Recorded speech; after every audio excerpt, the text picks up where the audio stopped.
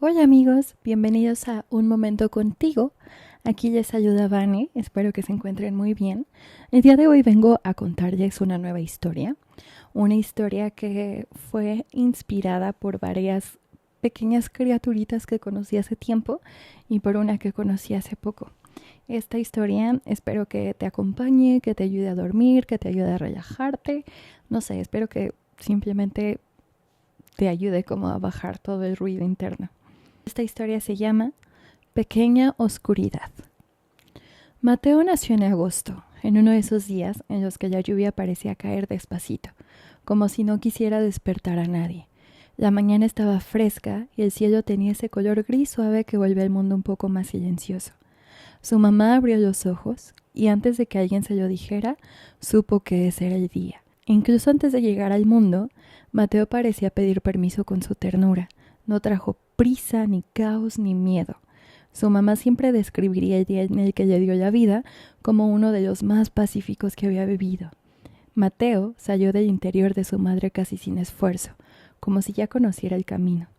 Como todos los bebés, al sentir por primera vez el aire de esta, su nueva vida, comenzó a llorar. Pero apenas sintió el pecho de su madre, se detuvo. Soltó un largo suspiro, profundo y pequeño a la vez, como si se estuviera rindiendo ante el amor, ante el calor, ante la vida misma. Mateo tenía una hermana, se llamaba Ana Sofía. Ana Sofía tenía 3 años cuando Mateo llegó a su vida. Desde el primer día que lo conoció, lo miró con esos ojos grandes, con los que los niños ven cosas que los adultos ya no alcanzamos a ver. Entonces, con palabras un poco torpes y profundamente tiernas, le dijo a su mamá: «Mamá, Mateo brilla». Su mamá sonrió. Pensó que aquella frase era solo la manera en que Ana Sofía intentaba decir que estaba feliz, que le gustaba conocer a su hermanito, que acababa de conocer a quien sería su compañero de aventuras. Pero Ana Sofía no lo decía por decir. Los primeros años de Mateo fueron, en apariencia, como los de cualquier niño. Creció fuerte, sano, curioso, pero desde que tenía unos 5 meses, su mamá notaba algo peculiar. A veces se quedaba mirando al techo, muy quieto, como si alguien le estuviera contando un secreto desde un lugar invisible. Y entonces sonreía. A veces, fuera lo que fuera que veía o imaginaba, le causaba tanta fascinación que sus ojitos se iluminaban de alegría y soltaba carcajadas limpias, de esas que parecen salir de un lugar donde todavía no existe la tristeza. Cada vez que eso pasaba, Ana Sofía volvía a decir lo mismo: «Mami, Mateo brilla», y su mamá otra vez sonreía con ternura. Pasaron algunos años. Mateo tenía 4 y Ana Sofía 7. Para entonces eran los mejores amigos. Les encantaba inventar mundos fantásticos, mundos gobernados por perritos sabios y gatitos valientes.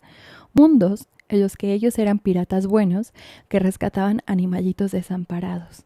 Mundos donde construían una nave espacial con cobijas, almohadas y un poco de imaginación, y con ella podían recorrer la tierra, el cielo y todo el universo. A Mateo le gustaban esos mundos porque en ellos todo tenía sentido. En esos mundos nadie le decía que estaba distraído, nadie le pedía que fuera más rápido, más quieto o más normal. En esos mundos, si alguien veía algo distinto, no era un problema, era un don. La vida real, en cambio, era un poco más difícil de entender. Mateo no tenía problemas enormes, al menos no de esos que los adultos suelen reconocer como importantes, pero a los 4 años, incluso las cosas pequeñas pueden sentirse inmensas. Una palabra maldicha, una mirada dura, un regaño frente a todos. Todo eso podía caer sobre el pecho de un niño como una bola de nieve. Y el gran problema de Mateo era la escuela. Acababa de entrar y su adaptación había sido interesante. Los niños no eran el problema. Los niños casi siempre entendían mejor las cosas importantes. El problema eran algunos adultos. Mateo y Ana Sofía hablaban mucho de eso. A los dos les costaba entender por qué los adultos se complicaban tanto la vida, por qué ignoraban lo evidente, por qué dejaban de mirar lo especial. ¿Por qué si un niño era inquieto, callado, sensible o distraído, en lugar de preguntarse qué estaba sintiendo, corrían a pensar que había algo mal en él? Había una maestra en especial, la maestra Juliana. Ante los ojos de Mateo, Ana Sofía y varios de sus amigos, la maestra Juliana era un poco bruja. No una bruja de sombrero puntiagudo y escoba, sino una de esas brujas que sonríen mucho, pero cuya sonrisa no llega del todo a los ojos. Siempre tenía algo que decir de los niños, que si Yuka era muy inquieto, que si Yago era muy callado, que si Mateo se distraía demasiado. Los adultos tal vez pensaban que esos comentarios eran pequeños, pero los niños no lo sentían así, no lo sentían como ayuda, no lo sentían como amor. Cada vez que escuchaban algo parecido, una idea chiquita y triste empezaba a crecer dentro de ellos. Hay algo mal conmigo. Y esa idea dolía. Mateo no sabía explicarlo bien. Solo sabía que cada vez que alguien lo hacía sentir equivocado por ser como era, algo le pinchaba dentro, justo en el medio del pecho. Él le llamaba una espina en el pecho. Una vez, mientras jugaba entre plantas y árboles, Mateo resbaló y cayó sobre una planta llena de espinas. Desde entonces entendió que algunas cosas podían doler aunque fueran pequeñitas. Por eso, cuando sentía un dolor que no dejaba marca en la piel, pero sí por dentro, decía que tenía una espina en el pecho. Y últimamente, en la escuela, Mateo sentía muchas espinas. Una noche, después de un día largo, de palabras duras y de un par de regaños por no ser como se suponía que debía ser, su mamá lo llevó a la cama. Le dio un beso de buenas noches, lo arropó hasta la barbilla y apagó la luz. El cuarto quedó en silencio. Mateo cerró los ojos, pero no podía dormir. Tenía una espina en el pecho. Entonces lo escuchó. Un sonido debajo de su cama. Era un ruido pequeñito, brillante, casi imposible. Sonaba como cuando alguien enciende una luz de bengala, un chisporroteo suave, como si una estrella estuviera intentando no hacer demasiado escándalo. Mateo abrió los ojos. Afortunadamente no era un niño miedoso. Si lo hubiera sido, habría salido corriendo. Pero Mateo era más curioso que miedoso.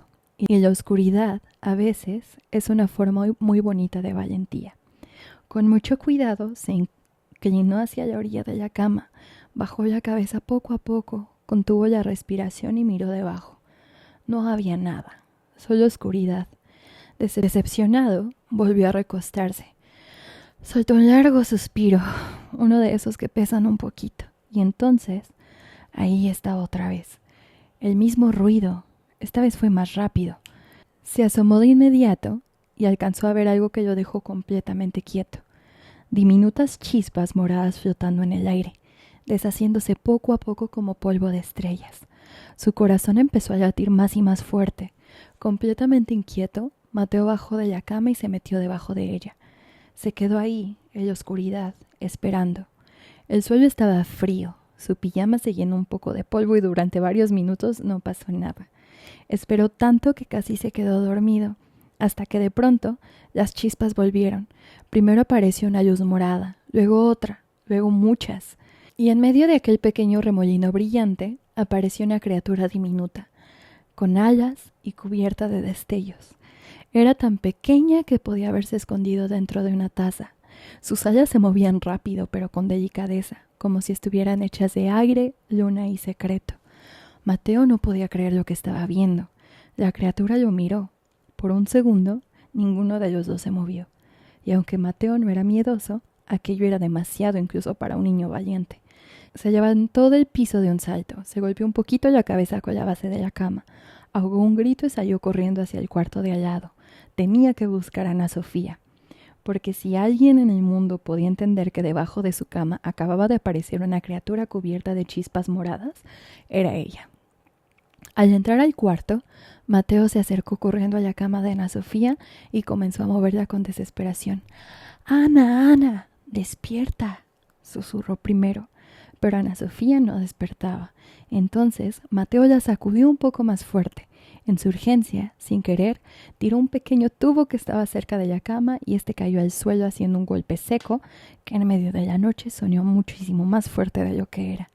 Ana Sofía abrió los ojos de golpe, asustada y todavía envuelta en sueño. «¿Qué pasó?», preguntó con la voz pequeñita. Mateo tenía los ojos enormes, brillantes, como si acabara de tragarse una estrella. «Tienes que venir a ver esto». Ana Sofía no entendió mucho. Aún así, adormilada, bajó su cama, se puso las pantuflas al revés y arrastró los pies hasta la recámara de Mateo. Cuando llegaron, Mateo le hizo una seña para que guardara silencio, Ven, susurró, agáchate. Los dos se arrodillaron junto a la cama y miraron debajo. Miraron durante un largo rato, pero no apareció nada. Solo oscuridad, una pelusa olvidada y el silencio profundo de la madrugada. Mateo sintió cómo la emoción empezaba a bajarle del pecho hasta convertirse en una pequeña decepción. Ana Sofía, en cambio, no dudó ni un segundo de él. Ella nunca dudaba de Mateo. Tal vez a la criatura no le gusta que estemos aquí esperándola, dijo en voz bajita. Tal vez tenemos que ser pacientes. Mateo la miró. ¿Pacientes? Ana Sofía sintió con mucha seriedad, como si acabara de descubrir una regla importante sobre las criaturas mágicas. Sí, subamos a tu cama y veamos qué pasa. Así que los dos se acomodaron sobre la cama de Mateo. Se sentaron primero muy derechitos, muy atentos, mirando hacia el suelo como dos guardianes de un secreto. Pero la espera fue larga. La noche estaba tibia bajo las cobijas y poco a poco el sueño los fue venciendo. Pasaron algunas horas. Ya muy entrada la madrugada, algo comenzó a molestar la orejita de Mateo. Al principio fue un pequeño cosquilleo, luego otro y otro más.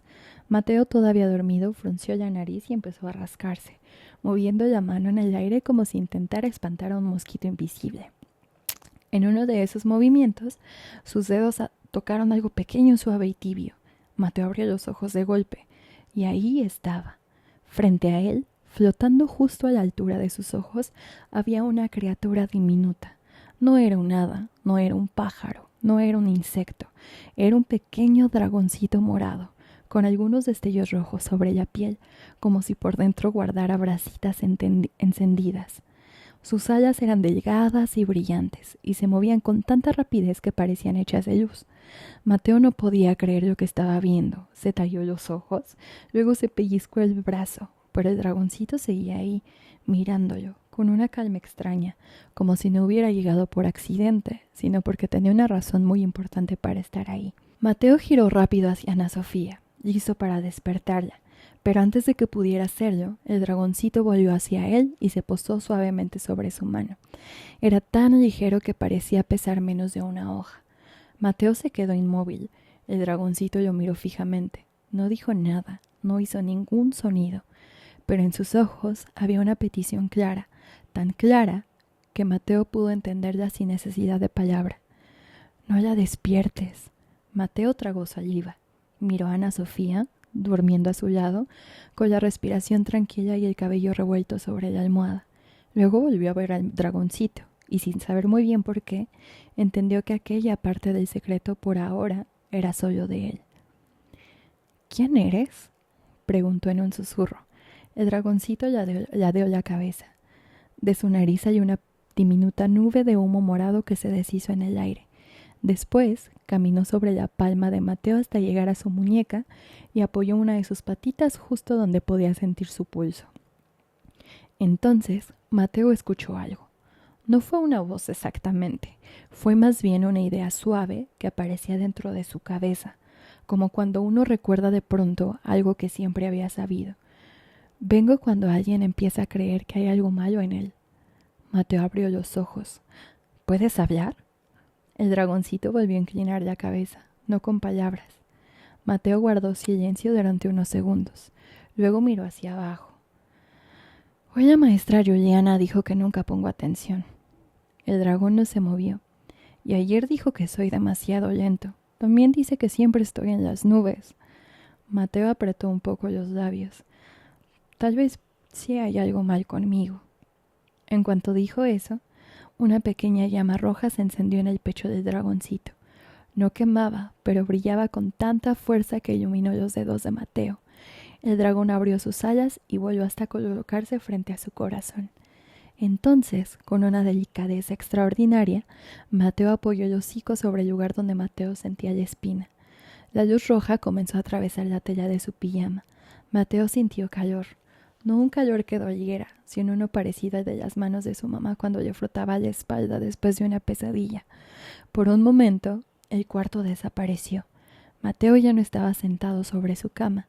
Estaba en la escuela. Vio a la maestra Juliana, hablando frente al pizarrón. Vio a sus compañeros copiando unas letras y se vio a sí mismo mirando por la ventana. Pero esta vez pudo ver lo que los demás no veían. Sobre la rama de un árbol había una araña construyendo una telaraña. Cada hilo brillaba con la luz de la mañana. El viento la movía suavemente y aunque pareciera frágil no se rompía. Mateo no había dejado de prestar atención. Solo estaba prestando atención a algo diferente. La imagen cambió. Ahora se vio intentando abrocharse los zapatos mientras los demás niños ya estaban formados junto a la puerta. La maestra suspiraba impacientemente. Mateo, siempre eres el último. Pero el dragoncito le permitió ver algo más. Mateo no era lento porque no quisiera obedecer. Estaba tratando de hacer un nudo perfecto porque su papá le había enseñado esa mañana y quería recordarlo bien. Sus dedos pequeños todavía no sabían moverse tan rápido como sus pensamientos. La imagen volvió a cambiar. Vio todos los momentos en los que alguien le había llamado distraído, sensible o extraño. Y detrás de cada uno apareció algo que nadie había mirado. Mateo se distraía porque había sonidos, luces y movimientos que otros ignoraban. Mateo era sensible porque podía reconocer cuando otro niño estaba triste, incluso aunque dijera que estaba bien. Mateo hacía muchas preguntas porque quería comprender el mundo, no solamente obedecerlo. Mateo necesitaba más tiempo porque dentro de él las cosas no pasaban en línea recta. Sus pensamientos crecían como ramas, se cruzaban, se llenaban de hojas, a veces daban flores. La visión terminó. Mateo volvió a estar sobre la cama. El dragoncito flotaba frente a él. La espina seguía ahí, pero ya no pinchaba con tanta fuerza. Entonces, ¿no estoy mal? El dragoncito se acercó hasta rozar su frente con la de Mateo, y la respuesta apareció dentro de él. Ser diferente puede ser algunas cosas más difíciles, pero no significa que sea incorrecto. Mateo sintió que algo se aflojaba dentro de su pecho. ¿Y por qué apareciste debajo de mi cama? El dragoncito bajó la mirada hacia Ana Sofía. Mateo siguió sus ojos. Su hermana seguía profundamente dormida. Entonces el dragón extendió una de sus alas y dejó caer sobre ellas varias chispas moradas. El cuarto volvió a transformarse. Mateo vio a Ana Sofía cuando tenía 3 años. Era más pequeña, tenía el cabello corto y abrazaba con fuerza un conejo de peluche. Estaba sentada en un rincón mientras varios adultos hablaban cerca de ella. Ana es demasiado seria. Ana casi no habla con otros niños. Tendría que aprender a ser menos tímida. La pequeña Ana Sofía bajaba la cabeza cada vez que escuchaba una de estas frases. Ella también tenía espinas. Mateo la vio llorar en silencio porque no quería que nadie pensara que estaba exagerando. La vio esconderse debajo de una mesa durante una fiesta porque el ruido era demasiado fuerte. La vio observar a otros niños jugando y preguntarse por qué a ella le costaba tanto acercarse. Y entonces lo vio. Un pequeño resplandor morado se escondía junto a sus pies. El mismo dragoncito. En aquel tiempo era todavía más pequeño. Apenas cabía entre las manos pequeñas de Ana Sofía. La acompañaba cuando el mundo se sentía demasiado ruidoso. Se dormía cerca de su almohada, encendía sus diminutas brasas cuando alguien le hacía sentir que era callada o que tenía algún defecto.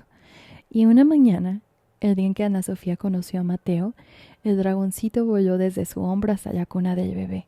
Se acercó al pecho de Mateo, las brasitas de su piel se encendieron y el bebé Mateo comenzó a reír. Ana Sofía lo había visto todo, por eso había dicho: «Mamá, Mateo brilla». La visión se deshizo. Mateo se quedó mirando a su hermana. «Ella podía verte», susurró. El dragoncito agitó las alas como asintiendo. «¿Y por qué ella no puede?». La criatura observó a Ana Sofía con ternura. «Porque ella dejó de creer que había algo malo en ella». Mateo pensó por un momento. «Entonces, ¿te fuiste?». El dragoncito dio una vuelta en el aire y varias chispas quedaron flotando sobre la cama. «No desaparecemos, solo dejamos de ser necesarios». ¿Desaparecemos?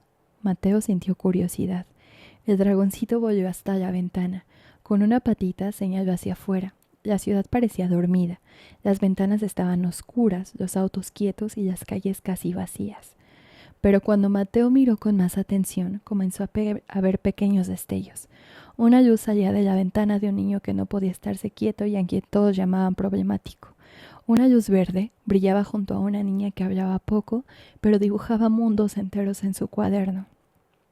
Una criatura anaranjada acompañaba a un señor que llevaba años fingiendo que no le dolía sentirse distinto a los demás. Había luces en muchas ventanas, algunas pequeñas, otras enormes. Había dragones de todos los colores y tamaños. ¿Hay más como tú? El dragoncito miró a la ciudad. Hay tantos como sean necesarios. Mateo apoyó las manos en la ventana. ¿También se aparecen a los adultos? La criatura sintió. Los adultos también fueron niños. Algunos todavía tienen espinas que nadie les ayudó a sacar. Mateo pensó en la maestra Juliana. Por primera vez se preguntó si ella quizá también tendría una espina en el pecho. Eso no hacía que sus palabras oyeran menos, pero le ayudaba a entender que las personas que hieren a otras a veces también llevan heridas que nunca aprendieron a mirar.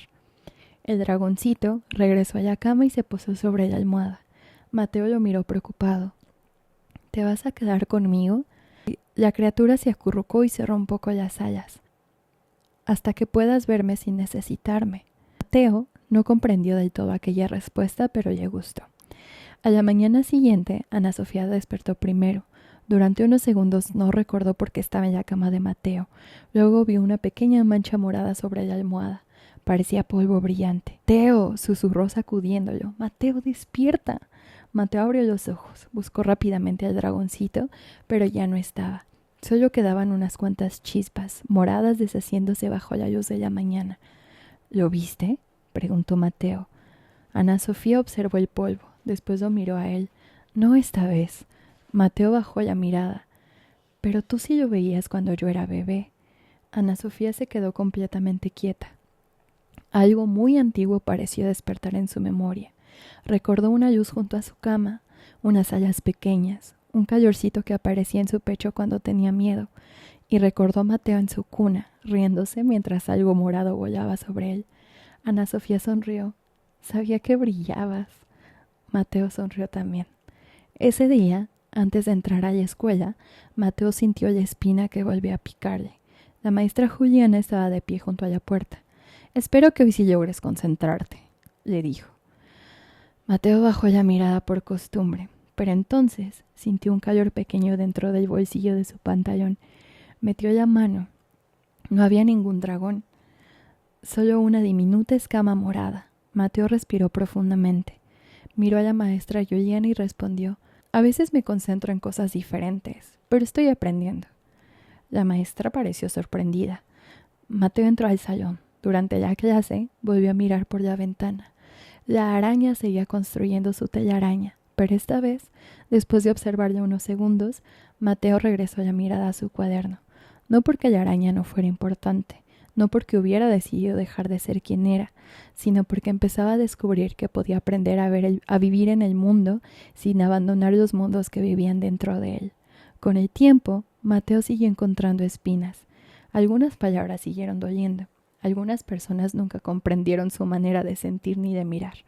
Pero cada vez que él comenzaba a creer que había algo malo en él, la escama morada se calentaba entre sus dedos. Y Mateo recordaba: difícil no significa incorrecto, distinto no significa defectuoso. Sentir mucho no es sentir mal. Ver cosas que otros no ven no es estar perdido. Años después, Mateo dejó de ver al dragoncito. No ocurrió de repente. Primero dejó de aparecer todas las noches. Después solo lo visitaba en días difíciles. Y un día, Mateo se dio cuenta de que habían pasado meses desde la última vez que había visto aquellas alas moradas. Al principio sintió tristeza. Luego comprendió. Ya podía mirarse sin necesidad que una criatura mágica le recordara quién era. Sin embargo, algunas noches, cuando la lluvia caía despacito como si no quisiera despertar a nadie, Mateo escuchaba un chisporroteo suave debajo de otra cama. A veces en la casa de un niño, a veces detrás de la ventana de una niña, a veces en la habitación de una persona adulta que llevaba demasiado tiempo pensando que había algo malo en ella. Entonces Mateo sonreía, porque sabía que en algún lugar un pequeño dragón estaba encendiendo sus brasas, no para borrar las diferencias, no para convertir a nadie en alguien más difícil de entender, sino para iluminar por un momento aquello que el mundo todavía no había aprendido a mirar. Y quizá Ana Sofía siempre había tenido razón. Mateo brillaba, pero no porque fuera el único. Todos brillan de alguna manera. Solo que algunas personas necesitan un poco de oscuridad, un par de alas moradas y alguien que creyera en ellas para poder verlo. Espero que esta historia te haya gustado bastante. La verdad es que de las historias que he escrito creo que esta es una de mis favoritas porque como te menciono me recuerda a unas pequeñas criaturitas que conocí hace algunos años. También me recuerda mucho a mis hermanos, me recuerda a personas que llegaron recientemente a mi vida. Entonces es una historia que tiene como mucho mi corazón ahí en él. Entonces, espero que te haya gustado. Espero que la próxima semana, el próximo episodio, puedas estar aquí conmigo, acompañándome. Espero que siempre que me escuches estés muy bien y que si no es así, recuerdes que nada malo dura para siempre. Todo va a estar bien. Te mando un abrazo muy, muy, muy fuerte y nos vemos a la próxima. Bye.